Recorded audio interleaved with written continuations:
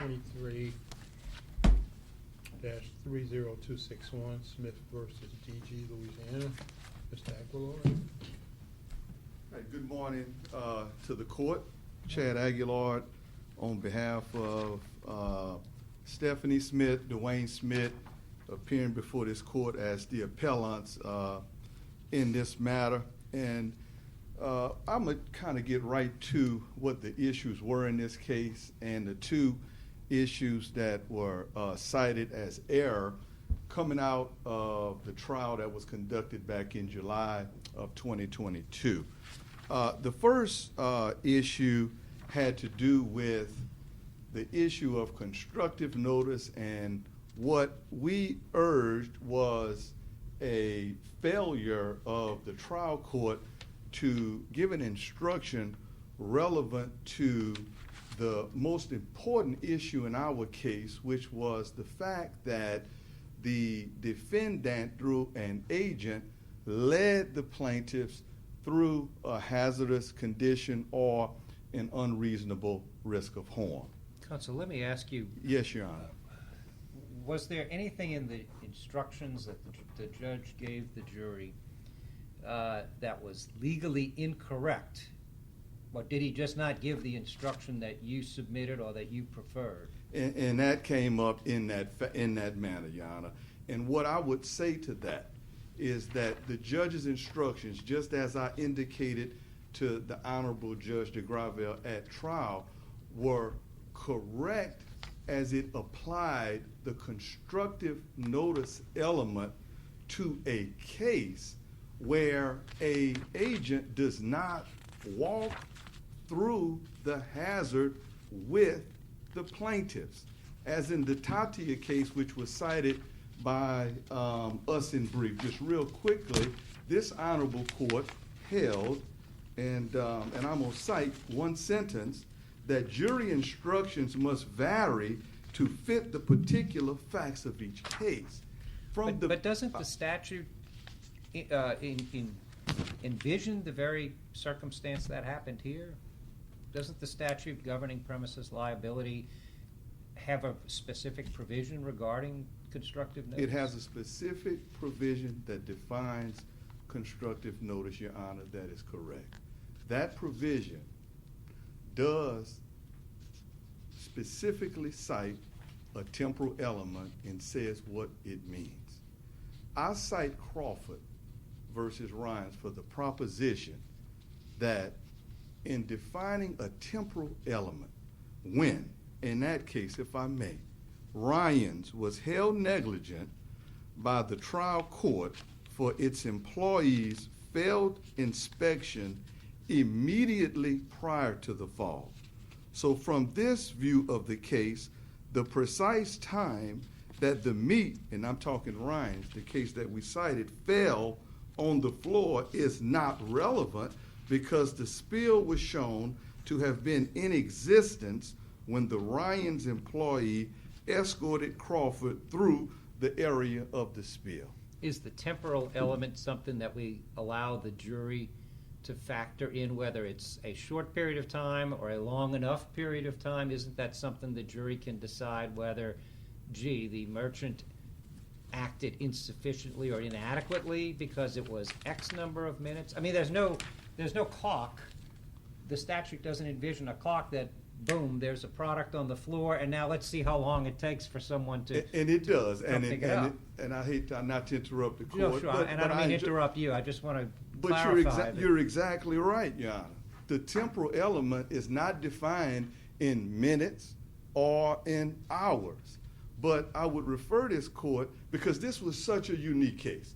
And I'm going to tell you, it was such a unique case that even Judge DeGravelle at the beginning, because I knew this was coming, and I said, under Rule 51, I want to bring this issue right up front. I want to tackle it before we get started. Day one, I approached the court. I said, Your Honor, I've looked at your jury instructions. They're generally correct, but it does not help the jury understand the facts of this case if they don't understand that a factor that can be utilized in determining the positive evidence for purposes of the temporal element is if you find, I don't want to infer nothing to the judge, I don't want to tell them what to infer, but if you find that Dollar General walked these folks through that hazard, you can take that into consideration in determining whether the temporal element is met.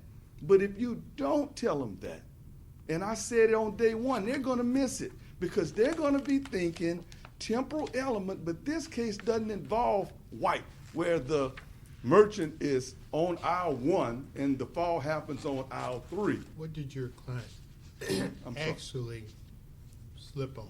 My client slipped on a 3x4 colored combat roach box that was situated in the aisle with dog food in that aisle. The defendant, merchant, employee observed the dog food. No, I understand I'm that part. sorry. I'm just trying to know that that was the dog food and that's alleged in the area, and somebody said, okay, watch out for that. I'm just trying to make sure I'm clear on what substance was alleged that your client actually slipped on. A combat box about 3 by 5 feet, colored, not clear liquid, okay, Your Honor? And if I may, I want to talk about how important the distinguishing element was to Judge Drew in the trial court of the Second Circuit matter in Crawford. Because what I don't want the court to think is that I'm somehow trying to rewrite 92800.6 and the temporal element. But if we leave these 8 folks with the notion that they have to find time, even if they find that you walk through the constricted area with the plaintiffs and you fail to inspect what was there at that time, I think that specific instruction was important to this case because in Crawford, for example, Judge Drew wrote, what distinguishes this situation from other slip and fall cases is the fact that the manager led the plaintiffs into harm's way by attempting to perform his job courteously and efficiently. He inadvertently led these folks through a constricted area where the greasy beef was located. And so in this scenario, we're only dealing with a very narrow factual situation per 92800.6. If this was a situation that did not involve that specific fact, then I believe I wouldn't be making this particular argument, even in white. If you look, I'm sorry. Let me ask you this, assuming that we agree that an instruction that might have been more tailor-made or more informative to the jury based on the facts of this case were given, we don't really know from the jury interrogatory form. There's just a question about liability. So the next step, and it's covered in the briefing, is seeing something in clear view. Now you mentioned, I'm assuming you misspoke when you said 3 feet by 5 feet. 3 inches by 5 inches, is that a box? I misspoke. Okay, well, that's It's what I a little assumed. tense I can situation tell by the way getting you before held the your Fifth hands Circuit, but I that you did meant misspeak. 3 inches by 5 inches. There's a box of roach poison amidst dog food that had spilled. Now, is the dog food in cans, or is this like morsels that are Pellets spilled throughout the out of an aisle. open bag that was somewhere on the shelf or something? Right, and if you right. believe Dollar General's version of what happened, we're walking through. I'm talking Brandon Shipley, the guider, The the employee. escorter. Right. That we're going through the aisle, dodging the dog food, and I ask him, well, hold up, didn't the dog food take your attention away from slipping on the box? He says, no, it wasn't the dog food that took my attention away. It was our conversation that we were having as we went through the aisle. And I think Your Honor is right on point when you say, let's shift over the issue too, just briefly, if I may, on the absence of evidence, Your Honor, to support the jury verdict. I can tell you that there wasn't a lot of argument at that trial about whether dog food in the box constituted a hazard or an unreasonable risk of harm. That wasn't talked about much, but I can tell you Brandon Shipley and Dollar General agreed that that was the case, and our experts said, yep, that constitutes a hazard. I think common sense kind of tells us that's a hazardous, foreseeable situation. The next question is whether or not they had actual notice. And Judge DeGravelle defined the actual notice requirement as eliminating the need for a temporal element in this scenario, unlike constructive notice. But in this case, there was no question that Brandon Shipley saw the dog food before the fall on the box, because they walked up the aisle, saw the dog food, then she slipped on the box. But he told them, be careful with the dog food on the ground, right? He did, but he also said, Your Honor, and I want you to Did think. are you saying that he also had to say, oh, by the way, there's also a roach poison box there? Not necessarily, Be but careful. what the expert said was that when you see that hazard, you restrict access through that aisle. You stop it. That's reasonable care. Verbal warning is not enough. And Brandon himself said that if he had to do it over again, and to me that's the essence of reasonable care, would you do it again? He says, no, I would have stopped access through that aisle, and I would not have done so, and I quote, because going through the dog food was unsafe.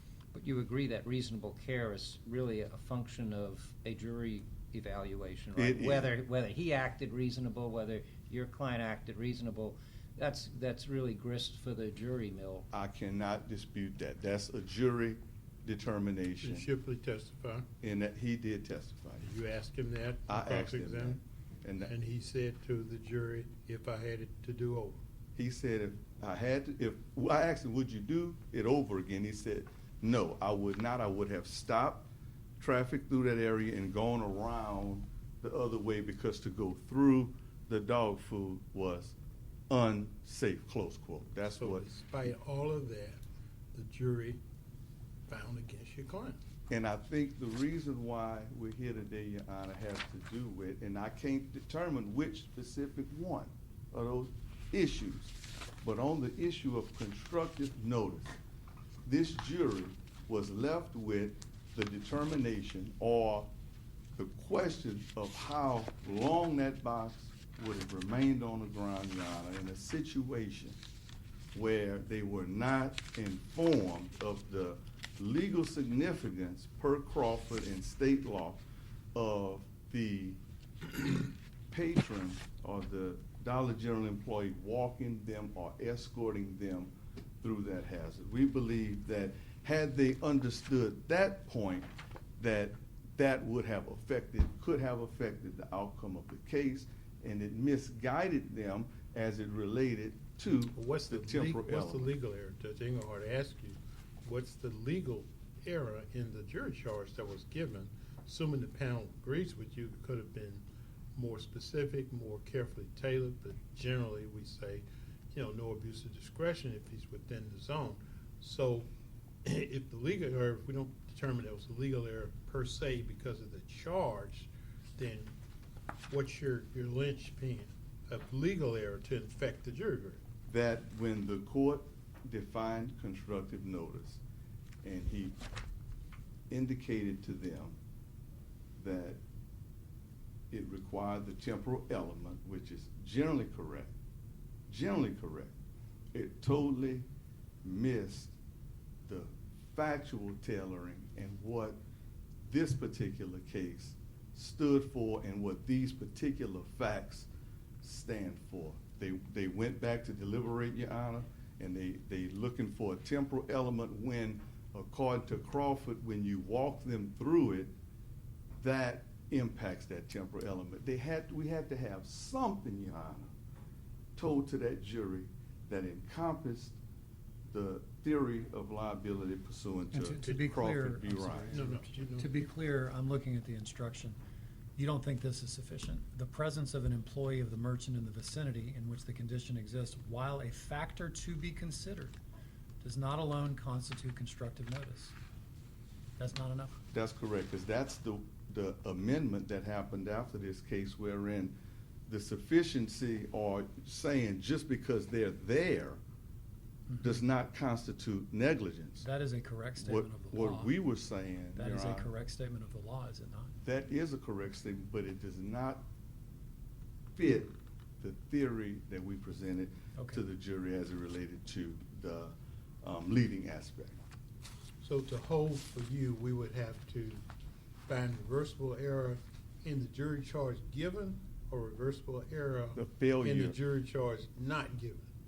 I think that the cases that have been cited by this court, Russell and Tatia, encompass not only an erroneous instruction. No, I'm just sorry. asking you straight up. I would Failure, like to the know what failure. people want. Okay. The failure. I'm saying in order to, after a full jury trial, in order to rule in your favor, would we have to hold that the jury charge that was given was legally incorrect?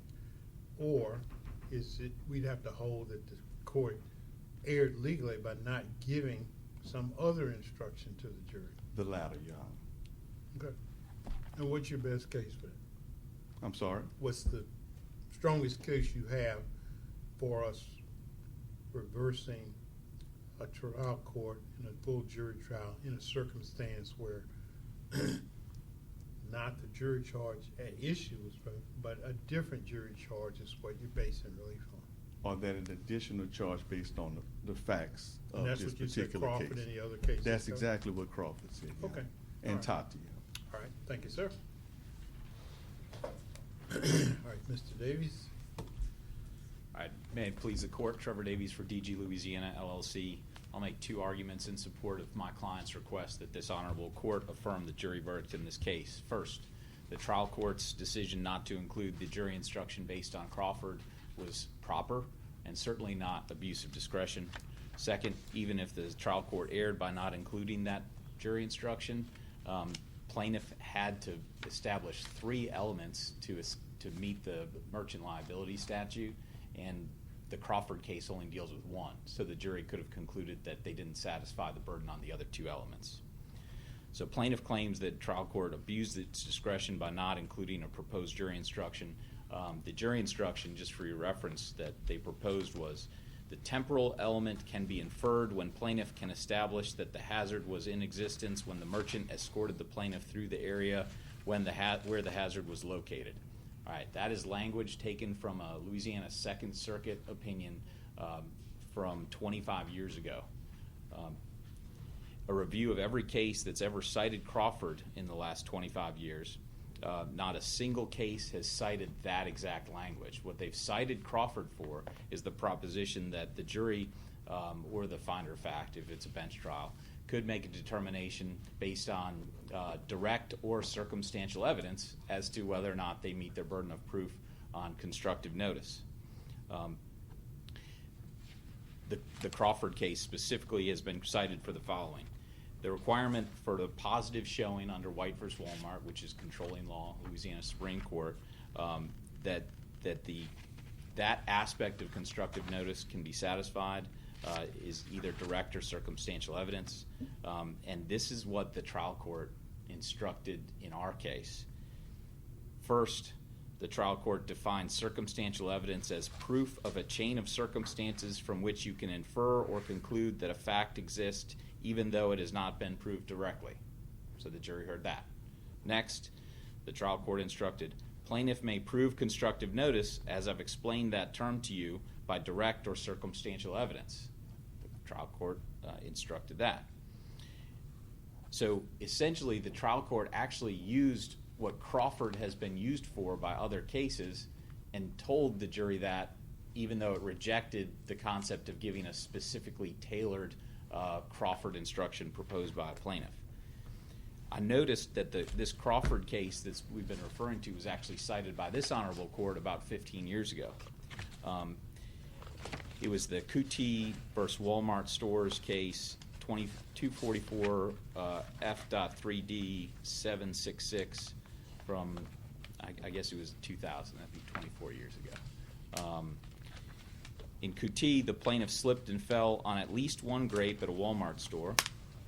At trial, the evidence was introduced to support the constructive notice claim, and that involved grapes on the floor that appeared to be brownish and rotten. And then another aspect of it was that a manager observed skid marks in the area as they approached, and plaintiff argued, well, those skid marks were somebody else's footprints, so it must have been there for some period of time prior to the incident, okay?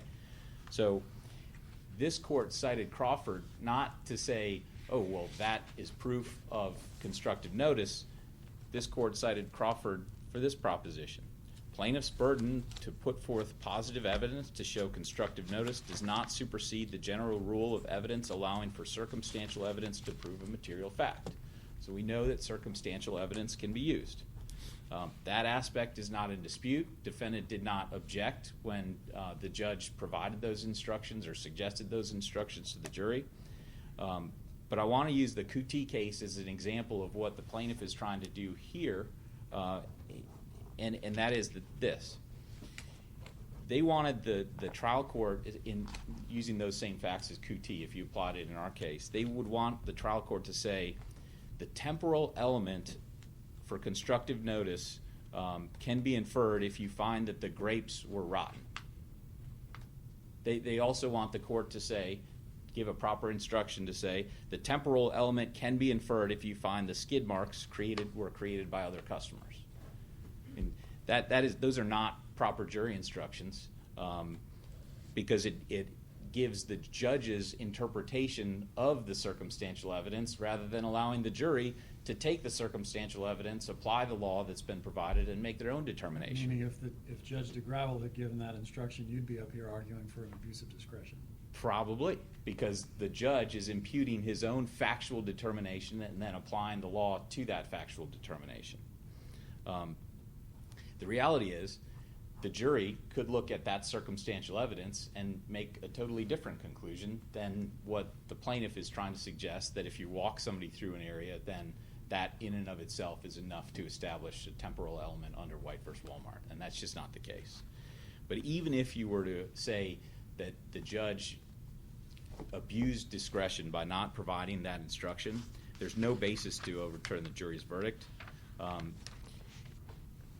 To prevail under the slip and fall statute, you've got to establish that somebody fell over a condition that presented an unreasonable risk of harm, that condition had been there for some period of time, such to establish constructive notice, and third, to establish that the merchant failed to exercise reasonable care. Now, in this verdict form, there was a single interrogatory. It wasn't broken down in all three elements.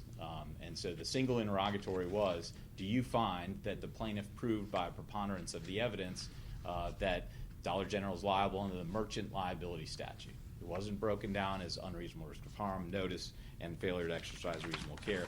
The jury answered that question with a simple no. The jury could have concluded, based on all the evidence, that the answer was no to that question because the box, the 3x4 or 3x5 inch box, did not present an unreasonable risk of harm because both plaintiffs testified that they were actually watching closely the ground as they were walking down the aisle. So the jury could have said, well, there could have been nails, there could have been a puddle, there could have been anything on there, but that didn't present an unreasonable risk of harm to the plaintiffs because they testified that prior to the incident they were actually looking at the ground. Next, the jury could have concluded that the answer was no, that they didn't meet their burden of proof because Dollar General exercised reasonable care, and therefore plaintiff didn't meet their burden of proving failure to exercise reasonable care. And they could have made that determination because Brandon Shipley, the Dollar General employee, prior to this accident said, hey, watch out for the dog food. He gave them notice of the only object on the floor that he had notice of. So he satisfied his duty to exercise reasonable care. Or the jury could have simply just not believed anything that the plaintiff said in this case.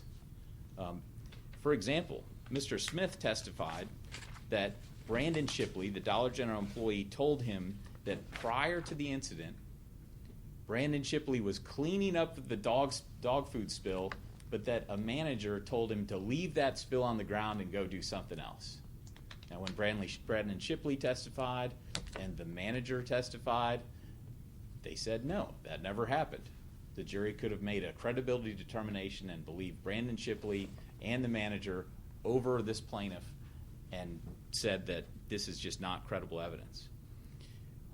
The jury also could have concluded that nothing the plaintiff said was credible because the plaintiff herself admitted that she lied to me in a deposition about memory loss issues that she claimed to be related to the incident at Dollar General, when in fact we showed her evidence that she had those issues dating back to at least 2015, and on the stand she said she lied about it to me in her deposition. The jury could have simply concluded none of this is true because we don't believe anything that they're saying. There were several other instances where both plaintiffs were impeached during the course of the trial, and any one of those instances could have led the jury to disbelieve everything that they were saying. And because the jury verdict form was not specific enough to narrow it down to the constructive notice issue, we don't know. We don't know whether it was element 1 or element 3 under 92800.6 that the jury decided to dismiss the case on. This is not an appeal about the trial court giving an incorrect instruction, as Your Honor pointed out. Rather, plaintiff is claiming that the judge should have added yet another charge to the 35 record pages of jury charges that this jury unfortunately had to sit through, which, as you may know, as a trial attorney, is the slowest 30 minutes of your life. 35 pages. Yes. Wow. The trial court did not commit error when he decided not to include the instruction, and therefore we ask that this court affirm. Thank you. Okay, thank you, sir. Mr. Aguillard, do you have a rebuttal? Yes, Your Honor. Just briefly in response to the point, they may not have believed everything that the plaintiffs had said, but on the issue of liability and on the issue of what happened in that aisle, I can tell you, Brandon Shipley, Dwayne Smith, and Stephanie Smith basically testified to the same essential facts. Those essential facts are the same facts that stem from facts emanating from Ryans v. Crawford. And I agree with the judge's analysis of the first issue that was cited in the Crawford case, which expounded on White by indicating that positive evidence can be found by utilizing circumstantial or direct evidence. But I'd urge the court just to take a look back at Crawford on the next issue, where it talks about what Ryans argued that White requires proof of a time period, the temporal element of the existence of a spill, and that the plaintiff did not establish when the taco meat first fell on the floor. Court went on to say, in contrast, in this case, there was no delay specifically addressing the time period because the merchant's last opportunity to inspect the premises coincided with the time of the spill's existence on the floor and the fall itself. Instead of negligence for the delay or lack of inspection, Ryans was held negligent by the trial court for its employees' failed inspection immediately prior to the fall. From this view of the case, the precise time that the meat fell on the floor is irrelevant because the spill was shown to have been in existence when Ryan's employee escorted Crawford through the area of the spill. So when we look at the scenario of the grapes and the turning of the color of the grapes as circumstantial evidence as to time, I understand that. That's looking at the first prong of Crawford.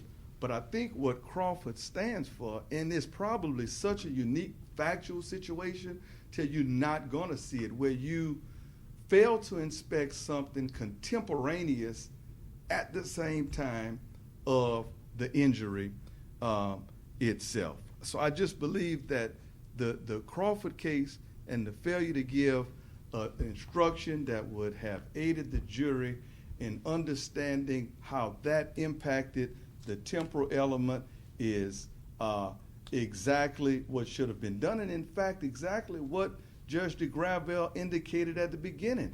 And I quote, may I step back and just real.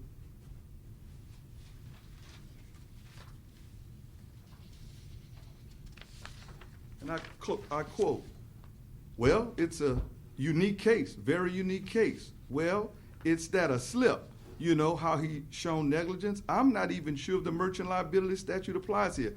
And I quote, "But I am convinced that this set of facts does away with the need to show the temporal element. That's this court's belief. That's my preliminary belief. If you're leading an employee and he's leading the person into danger, then how long it's been there is irrelevant." That was the court's belief, and I think at that point was correct. Not in the sense that the Crawford and all of the other cases that define circumstantial and direct evidence and how that can be used to establish the temporal element, not that that's not right, but what I'm saying is when you have such a unique case here where a fall occurs at the same time as the negligent act, and you can't prove a time period because it's happening right then, what the courts are saying is, or what Crawford said, is that the time period is irrelevant. I think that an instruction or the failure, Your Honor, to give an instruction in that regard prevented a just verdict, and I thank you for your attention. All right. Thank you, Mr. Aguillard.